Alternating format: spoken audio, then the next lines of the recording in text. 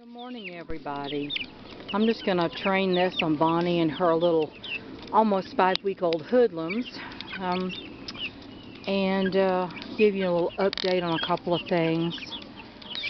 Just a little while ago, my little dwarf pullet Pooh-Bear passed away. She'd been hanging on for about 3 or 4 days. I've never had a dwarf do that before, but she was a strong little thing. She lived to be 14.5 weeks old. And she is now buried next to her brother Piglet, who died at 7 weeks. She was a strong little thing. She really was, and I'll miss her a lot. So Miss Pooh-Bear has gone on to that great roost in the sky, as I call it. And you know, she had heart. She had spunk. She had a great will to live and playful spirit, and you know, she will be very much missed here. So there's that. And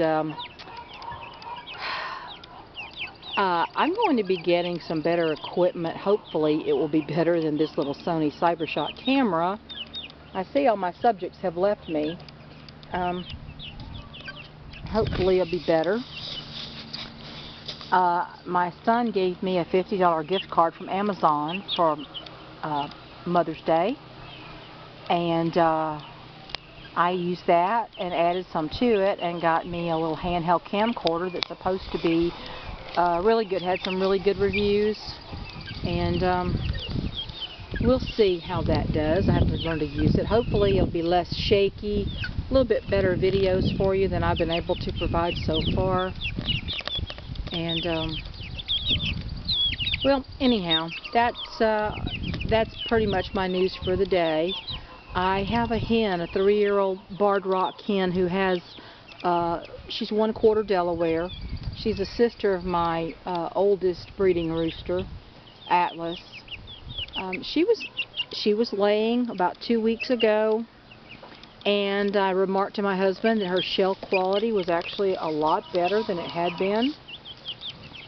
And she'd like great big sandpapery, rough, semi-weak shelled eggs.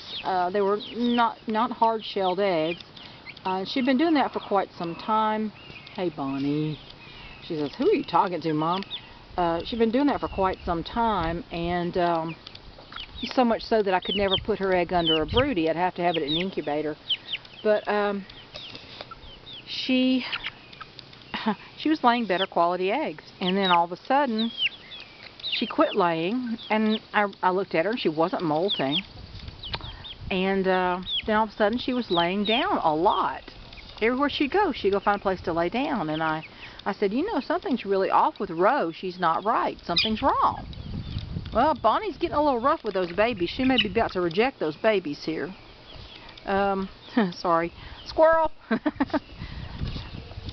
So I have her, either it's an infection that just started up, or there's something else more sinister even than that, a liver malfunction or something.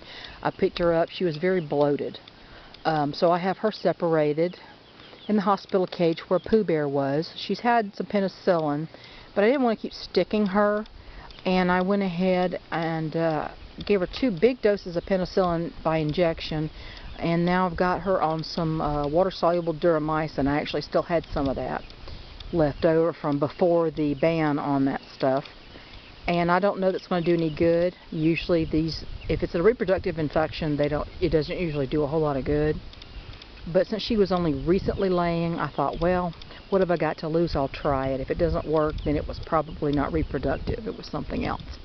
But it's always something with chickens. But anyway, I thought everybody who was following Pooh-Bear's story would like to know that she has passed on. Thank you for your support and your interest in little Miss Pooh. She was a fighter, that was for sure, all the way to the end.